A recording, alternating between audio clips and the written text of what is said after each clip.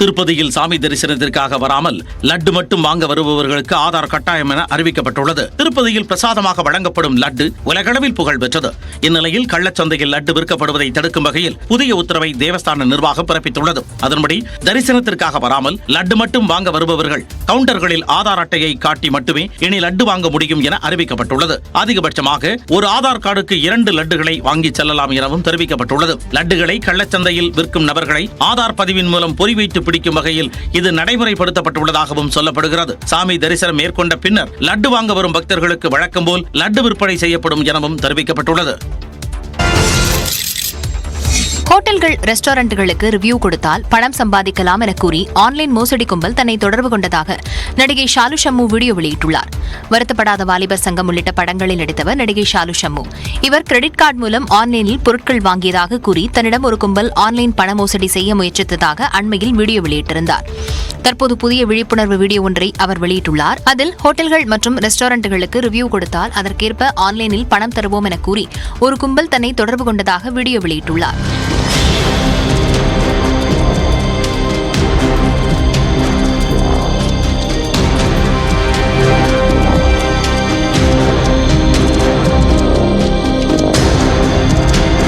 இதுபோன்ற மோசடியில் பொதுமக்கள் சிக்காதீர்கள் எனவும் அவர் கேட்டுக் கொண்டுள்ளார். அடுக்கடுக்கான பாலியல் புகார்களால் மலையாள திரைக்கலைஞர்கள் சங்க பதவிகளை மோகன்லால் உட்பட பெரும்பாலான நிர்வாகிகள் ராஜினாமா செய்த நிலையில் அவர்களை கோழைகள் என நடிகை பார்வதி சாடியுள்ளார். நடிகைக்கு நடந்த பாலியல் வன்கொடுமையை தட்டி கேட்காததால் மலையாள திரைக்கலைஞர்கள் சங்கமான அம்மாவில் இருந்து பிரிந்து WCC என்ற அமைப்பை உருவாக்கியவர்களில் ஒருவர் பார்வதி.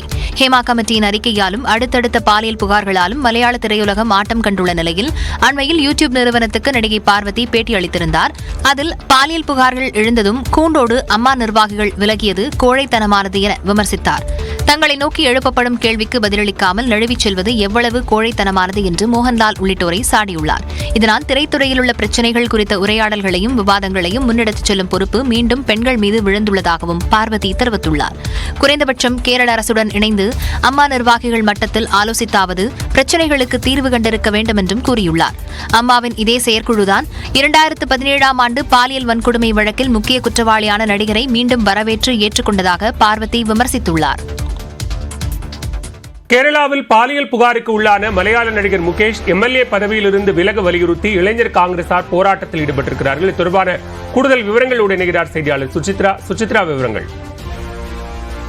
பாலியல் குற்றச்சாட்டுக்குள்ளாகியுள்ள மார்க்சிஸ்ட் கம்யூனிஸ்ட் கட்சியினுடைய MLAவும் நடிகருமான முகேஷ் தன்னுடைய பதவியை ராஜினாமா செய்ய வேண்டும் என்ற ஒரு கோரிக்கையை வலியுறுத்தி திருவனந்தபுரத்தில் உள்ள அவருடைய இல்லம் முன்பாக தற்பொழுது இளைஞர் காங்கிரஸ் சார்பாக போராட்டமானது நடைபெற்று வருகிறது. அவர் வீட்டிற்கு போலீஸ் பாதுகாப்பு என்பது வழங்கப்பட்டிருந்தும் அந்த தடுப்புகளை மீறி செல்வதற்கு முயற்சித்து வகையில் அவர்களை போராட்டத்தில் ஈடுபட்டிருக்கும் காங்கிரசாரை அப்புறப்படுத்துவதற்கான பணியில் தற்போது கேரளா காவல்துறை அதிகாரிகள் ஈடுபட்டு வருகிறார்கள். மிக முக்கியமாக இன்று காலை முதலே முகேஷ் தொடர்பான முகேஷ் தன்னுடைய வழக்குகளுடன் பல்வேறு கட்ட ஆலோசனைகளில் ஈடுபட்டு வருவதில் அடுத்த கட்டமாக எதிர்கொண்ட நகர்வுகளை இந்த விவகாரத்தில் குறிப்பாக தனக்கு எதிரான அந்த FIR மற்றும் புகார் மீது நடவடிக்கை எடுக்க வேண்டும் நடத்தி வருகிறார். அந்த நிலையில் தான் தற்பொழுது இளைஞர் காங்கிரஸ் சார்பாக அவருடைய இல்லம் முன்பாக பதவியை ராஜினாமா செய்ய கோரி தற்பொழுது திருவனந்தபுரத்தில் நடைபெற்று வருகிறது. ஏற்கனவே அரசு பல்வேறு குழுக்கள்ல இடம்பெற்றிருந்த முகேஷ் அந்த குழுக்களில் இருந்து விலகினார். தற்போது அவர் பதவி விலகணும் அப்படின்னு இளைஞர் காங்கிரசார் போராட்டம் நடத்துறாங்க. அவர் தரப்பிலிருந்து இது தொடர்பாக ஏதேனும் விளக்கம் இதுவரை அளிக்கப்பட்டிருக்கா?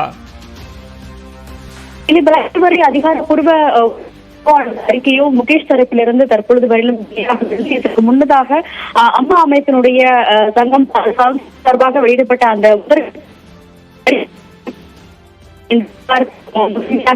தற்பொழுது வரையிலும் இந்த சட்ட ரீதியிலான தனக்குள்ள அந்த ஒரு ஆய்வுகள் மற்றும் அனைத்து அம்சங்களையும் பார்த்த பின்னர் தான் இந்த விவகாரம் குறித்து தான் பேசுவேன் என்ற ஒரு முடிவிற்கு அவர் வந்துள்ளதாகவும் அதன் பிறகு இன்றைய இந்த பல்வேறு கட்ட ஆலோசனைகளுக்கு பிறகு மிக முக்கியமாக அவருடைய வழக்கறிஞர்கள் எதிர்போன்ற அறிவுறுத்தலை அவருக்கு வழங்கினார். அதன் பிறகுதான் அதிகாரப்பூர்வ அறிக்கை என்பது முகேஷ் தரப்பிலிருந்து வழங்கப்படும் என்ற ஒரு எதிர்பார்க்கும் நிலை வருகிறது. அதே சமயம் மார்க்சிஸ்ட் கட்சியினுடைய மூத்த தலைவர்கள் முகேஷுடன் விவகாரம் தொடர்பாக பல்வேறு கேள்வி எழுப்பியுள்ளார்கள் என்ற ஒரு தகவலும் வெளியாக இருக்கிறது. முதற்கட்டமாக இந்த ஒரு சட்ட ரீதியிலான இந்த பிரச்சனையை சந்திப்பதற்கு என்ன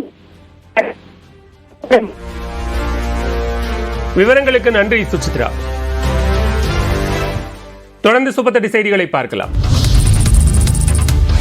மலையாள நடிகரும் கொல்லம் எம்எல்ஏவுமான முகேஷ் மீது பாலியல் வன்கொடுமை வழக்கு பதிவு செய்யப்பட்டுள்ளது. பிரபல நடிகரும் மார்க்சிஸ்ட் கம்யூனிஸ்ட் கட்சியின் எம்எல்ஏவுமான முகேஷ் மீது 3 நடிகைகள் அடுத்தடுத்து பாலியல் குற்றச்சாட்டுகளை முன்வைத்தனர். இது தொடர்பாக அவர்கள் அளித்த புகாரின் அடிப்படையில் கொச்சியில் உள்ள மரடு காவல் நிலையத்தில் முகேஷ் மீது பிணையில் வர முடியாத வகையில் பாலியல் வன்கொடுமை வழக்கு பதிவு செய்யப்பட்டுள்ளது. இதேபோன்று மலையாள நடிகர் ஜெயசூர்யா மீது திருவனந்தபுரம் கண்டோன்மென்ட் காவல் நிலையத்தில் பாலியல் வன்கொடுமை வழக்கு பதிவு செய்யப்பட்டுள்ளது. தலைமைச் செயலகத்தில் நடந்த படப்பிடிப்பின் போது ஜெயசூர்யா தனக்கு பாலியல் தொல்லை கொடுத்ததாக நடிகை ஒருவர் புகார் அளித்திருந்தார். அதன் அடிப்படையில் பிணையில் விடுவிக்க முடியாத சட்டப்பிரிவில் நடிகர் ஜெயசூர்யா மீதும் வழக்கு பதியப்பட்டுள்ளது.